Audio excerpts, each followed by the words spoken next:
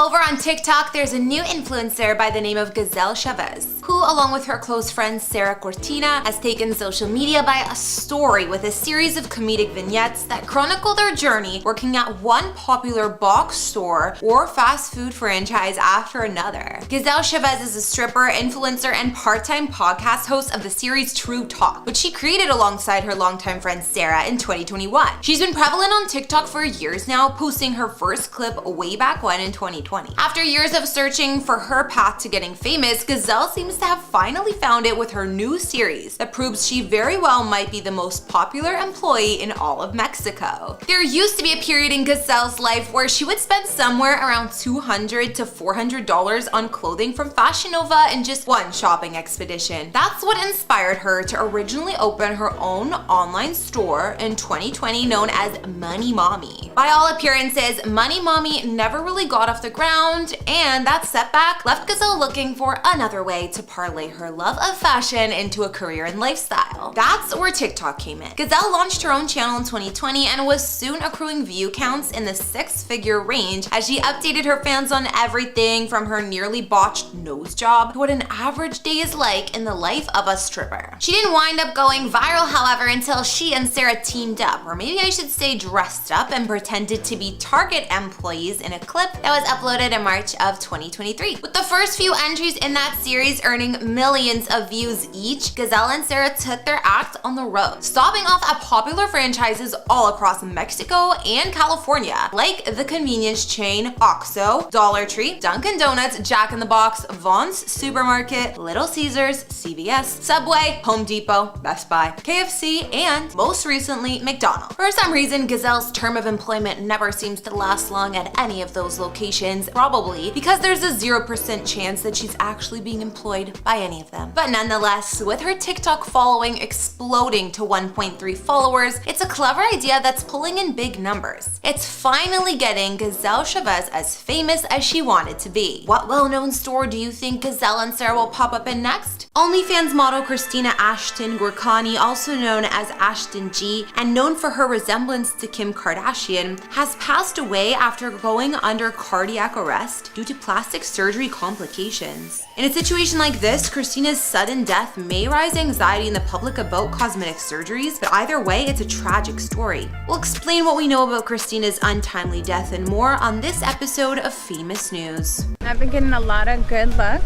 A lot of people really think I'm Kim K. Kim Kardashian lookalike and OnlyFans star Christina Ashton G has passed away after what's reported to be a plastic surgery gone wrong. The 34-year-old model, who also went by Ashton G, had a massive following on OnlyFans, as well as over 600,000 followers on Instagram at the time of her passing, and she got loads of attention for her resemblance to Kim K, most of which she achieved through cosmetic surgeries. How I maintain it, I'm gonna be honest, I'm on strict diets, I work out a lot, and I definitely do my face injections and Botox.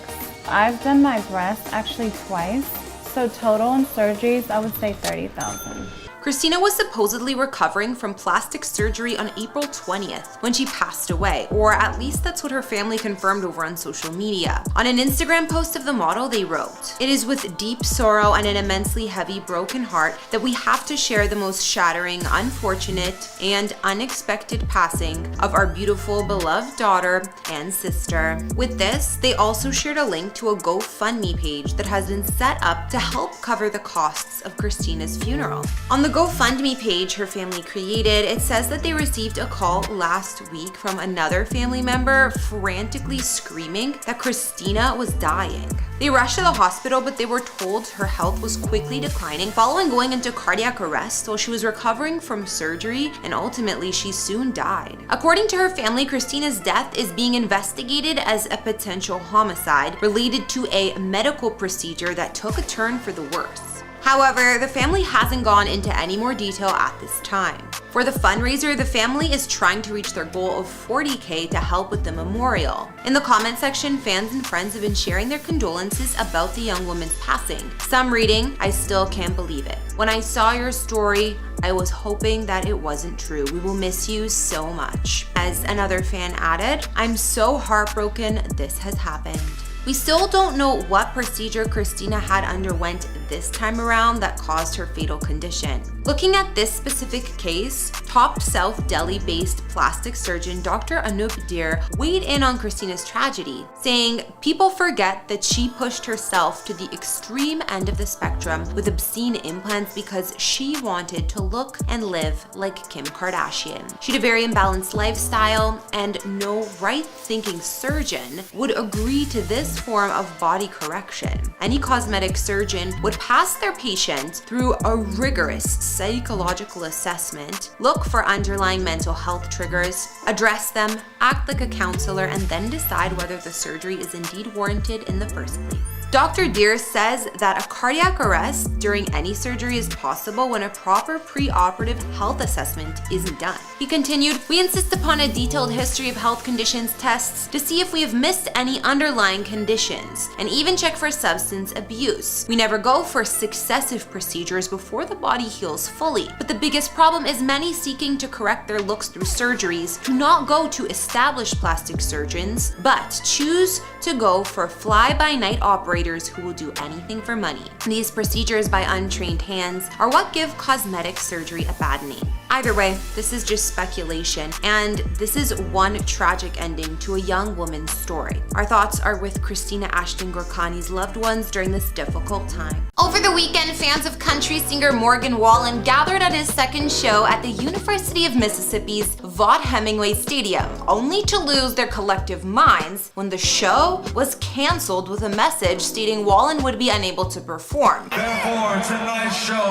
has been canceled, leaving everyone in the crowd feeling massively disappointed. Almost immediately, rumors began to circulate about what had happened, with the most prevalent belief being that Wallen was too drunk to take the stage and had to be carted off in an ambulance. But how does LSU superstar Olivia Dunne fit into all of this? Stay tuned to Famous News to find out who Morgan Wallen might have been hooking up with last night. Last weekend, shortly before Morgan Wallen was set to take the stage, video boards all around the Vaught-Hemingway Stadium displayed a message revealing that Morgan had lost his voice, rendering him unable to perform. Well, at the time, several thousand fans were already present and all three opening acts had already taken to the stage. Just as fans inside the venue were informed of what was going on, Morgan expressed his apologies on his Instagram stories, explaining that he had lost his voice after the previous night's show and it simply hadn't returned in time. But someone else at the venue had a different tale to tell. An unnamed security guard was later questioned that night by a disappointed audience member on TikTok, and his story was far different from Morgan's. According to this guy, Morgan was so drunk backstage that he couldn't even walk, so they had to put him in an ambulance to take him away. You said he couldn't walk? He couldn't walk. That losing his voice is bull crap. As if that little rumor wasn't juicy enough, other online TikTok users have suggested that while Morgan was getting drunk the night before, he was also hooking up with LSU gymnastics superstar Olivia Dunne. Now, admittedly, that rumor is about as unconfirmed as it gets, but it's not without smoke completely. Because just as Morgan was canceling his concert, Livvy was uploading a TikTok of herself wearing a cowboy hat and rocking out to one of his songs. Of course, these rumors have been vigorously denied by Morgan's team, and particularly the one that he was incoherently drunk. The security guard's employer, Best Crown Management, even released a statement denying the guard's claim, stating they don't stand by what he said. So did Olivia Dunne's magical flexibility really have something to do with Morgan Wallen partying a little too hard and having to cancel a show in Mississippi? I guess the only way we'll know for sure is if these two eventually become an item. SteveWillDoIt has been one of the most popular content creators on all of the internet for a while now, and it probably has something to do with his gregarious personality, because no matter what seems to be going on, nobody ever wants to have a better time than Steve. At the end of last year, things got even better when Steve finally proposed to his girlfriend, Selena Smith, a popular influencer in her own right who has herself a very profitable adult profile on one of the world's most popular subscription-based platforms. Unfortunately, their increasingly high profiles recently placed them firmly in the crosshairs of one particularly slick thief. Longtime Nelk member and one of the funniest dudes on the planet, SteveWillDoIt recently took to social media to vent his frustrations over a night spent inside the Hilton Garden Inn at the Austin airport in Texas. Things apparently started off innocently enough. Steve's fiancée, Selena, was on a flight that wound up getting delayed, forcing her to seek shelter at the local Austin airport hotel. Then came the turn. In a video that Steve would share on Instagram Live, he revealed that during the middle of the night, someone actually broke into Selena's room while she was sleeping, in the buff by the way, and stole all of her stuff. This includes her brand new engagement ring. That wasn't the only item of Selena's the thief made off with. This enterprising individual, who Steve seems convinced is actually the manager of this Hilton Garden Inn, also made off with Selena's Birkin bag, Chanel bag, and her AP watch. Somewhat surprisingly, the thieves did leave behind Selena's credit cards and ID, but when she went downstairs to complain about what happened, the management staff informed her that there were no security cameras to check. Then, unceremoniously, threw her on a shuttle and dumped her back at the airport. Of course, Steve, being the devoted fiancé that he is, already replaced everything that Selena had stolen. The watch, the bags,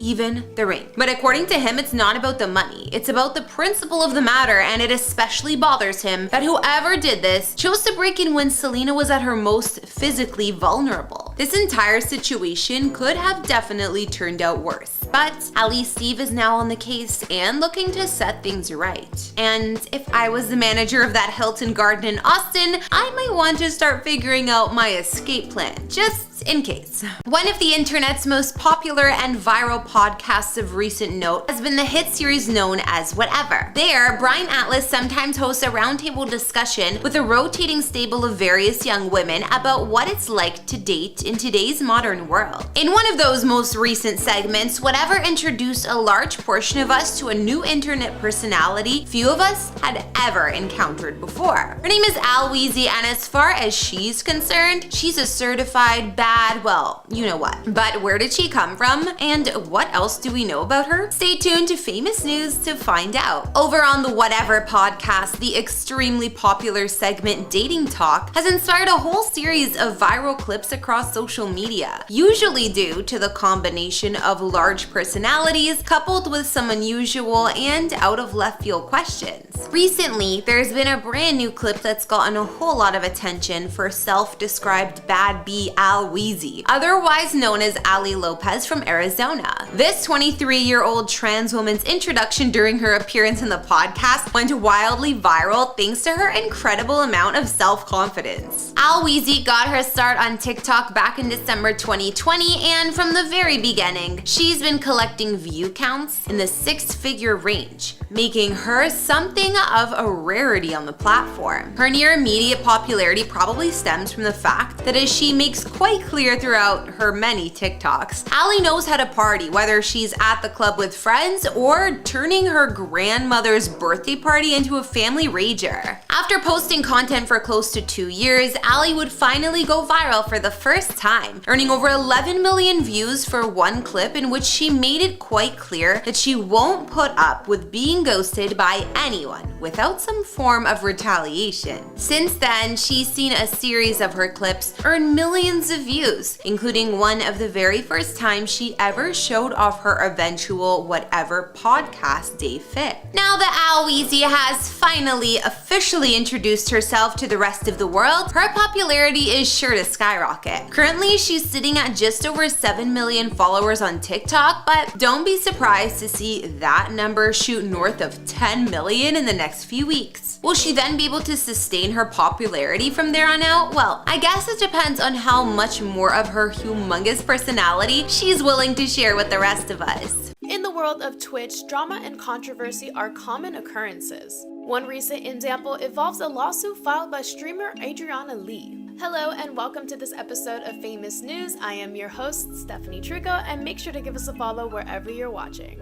So, who is she suing, for how much, and what for? Adriana Lee is a 22-year-old Twitch streamer from Detroit who started live streaming around 2019. She has since moved to Austin, Texas to pursue her dream as a full-time content creator and has amassed around 60,000 Twitch followers. Adriana is currently seeking over $2 million in damages from popular live streamer Miss Kiff and the group he's associated with, OTK. The lawsuit centers around allegations of sexual harassment, defamation, and intellectual infliction of emotional distress. And then at the end of the night, she passed out in one of the Airbnb beds. And I didn't witness this, but this is what I was told right after my birthday party, is that he went into the room and I heard this from 3 people, by the way.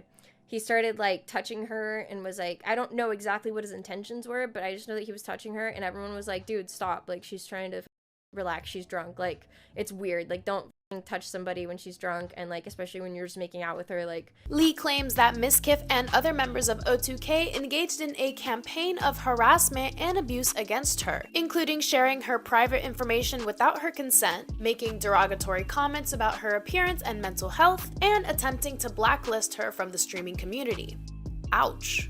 In response, Miss Kiff and O2K have denied the allegations and have stated that they will vigorously defend themselves in court. Because the reality is, worst comes to worst of it, it's fucking like sexual harassment, right? I mean, like, no one, of what you can deem of it, it's sexual harassment, whatever. They have also pointed out that Lee herself has engaged in controversial behavior in the past, like making racist and homophobic remarks, in person and on social media. That's another big yikes. The lawsuit has sparked a debate among the Twitch community, with some expressing support for Lee and others questioning the validity of her claims. And over time, the narrative that I was put in is, she's a drama whore. Oh, she's a whore, so she deserved this. She's a bitch, whatever.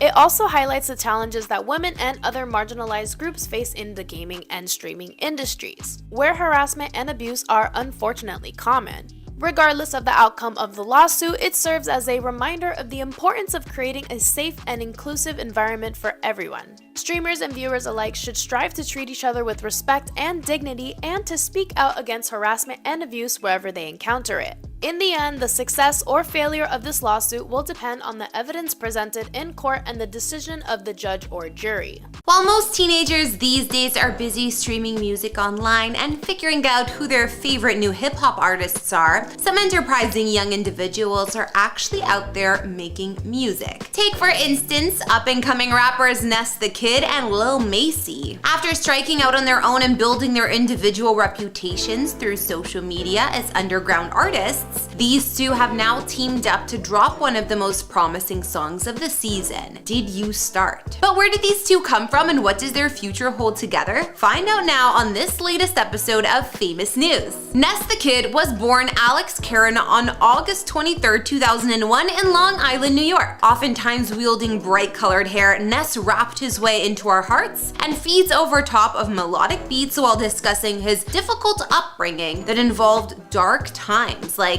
sleeping in his car and almost always being doubted. Ness's first ever track was a little ditty titled Down and L that he released back in December of 2018. Over the next couple of years, he'd continue to steadily drop one new single after another with tracks like Molly Girl and Doubt Me, earning him more praise than most. Since then, his music has gone on to earn over 100,000 monthly listeners on Spotify, and his TikTok profile is taking off with over 300,000 followers. On the flip side of things is his collaborator Lil Mace, 17-year-old Aiden James Lehan, who was born on February 26, 2007 in Fresno, California. Lil Mace's first hip-hop track was a single titled Unimpressed, which dropped in January of 2021. He then generated early buzz for himself with the underground hit Promethazine, whose music video was directed by none other than Cole Bennett. But Lil Mace's infamy was also assisted by a series of completely nonsensical TikToks in which he claimed to have served time in prison. I put it on God that I actually went to prison. Which probably has a lot to do with why he has an entirely impressive 1.7 million followers on the platform. Having managed to establish their individual careers on their own, Lil Mace and Ness the Kid then came up with the ingenious idea of putting their similar comedic styles together to become potentially the most promising duo in all of hip-hop with the release of their collaboration Did You Start? This is a single that's gone on to earn over 250k views on YouTube in just a few short months, as well as nearly 800,000 streams on Spotify. Well, now that they've created a certified hip-hop banger, Ness and Mace are figuring out what they should name their partnership, with the best idea they've come up with so far being Busting Netters. Joe Rogan, popular podcaster and television host, has come under fire recently for his role in the controversial reality TV show Fear Factor. In a recent episode of his podcast, Rogan reflected on some of the most extreme challenges that were featured on the show, including one that involved contestants drinking, it's hard to even say this, donkey semen. Can I say that on here? I don't even know if I can say that on here. What's up and welcome to this episode of Famous News. I'm your host, Stephanie Trucco, and make sure to give us a follow wherever you're watching. I mean, this was reality TV in the 2000s, and they did have a lot of extreme stuff going on back then. It was a different time, you know? When you have shows like MTV, Fear Factor, Wipeout, people just get hurt, okay? People will do anything to just get on TV. While Rogan defended the show as a form of entertainment and a way to push the limits of human endurance, many critics have called it out for its exploitation of animals and its glorification of dangerous and degrading stunts. I mean, drinking a literal pitcher of donkey juice, let's call it, on national TV, I would feel degraded. And get this, that episode didn't even air. She did all that for nothing. That is crazy.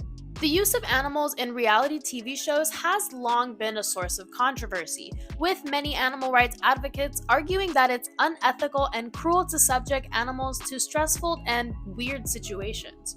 I mean, how do you think they even got that much amount of you know what? In the case of Fear Factor, though, the use of donkeys as a prop in a drinking challenge is particularly concerning. Because one, who would make someone do that? And two, who would actually do that? These two girls did, unfortunately. And the episode, once again, never aired. That sucks. I hope they got paid, at least.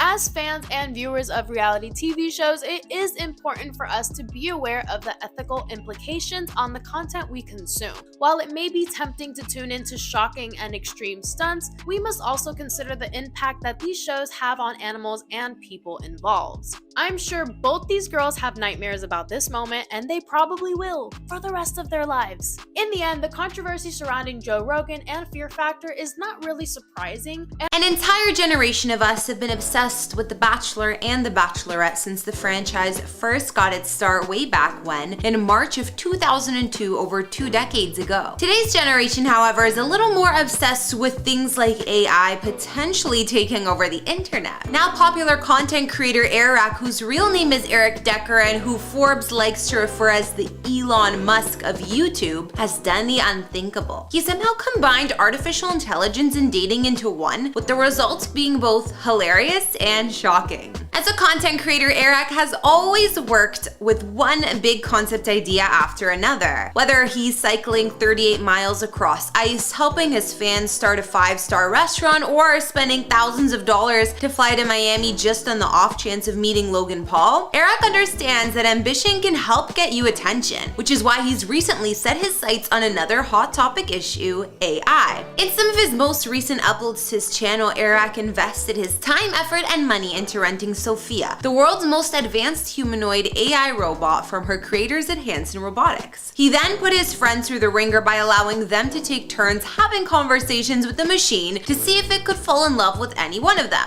Originally, Eric's friend Hassan Abi appeared to have the inside track to sealing the deal. After all, the robot found him to be the most physically appealing of all, but unfortunately, he wound up getting eliminated in the second round when politics proved to be his Achilles heel. Eventually, Eventually, it came down to Oliver, King Bach, and one very important question. I'm not sure if it was just that King Bach refused to answer Sophia's inquiry about money, while Oliver was very forthcoming with his ideas about human beings and mating, but in the end, Sophia chose the man who knew the most about biology to enter into her first human relationship with. Will this unlikely reunion result in the first ever human and AI offspring? Well, we probably shouldn't get too far ahead of ourselves in that department, but maybe for his next video, Eric will invest his resources into figuring out if an AI infant is any harder to raise than a real one. Until then, that's gonna bring this latest edition of Famous News to a close. I'm Kara, thanks so much for watching, and don't forget to drop us a link to any other story you might like to see profiled on this feed. I'll see you all next time. Bye!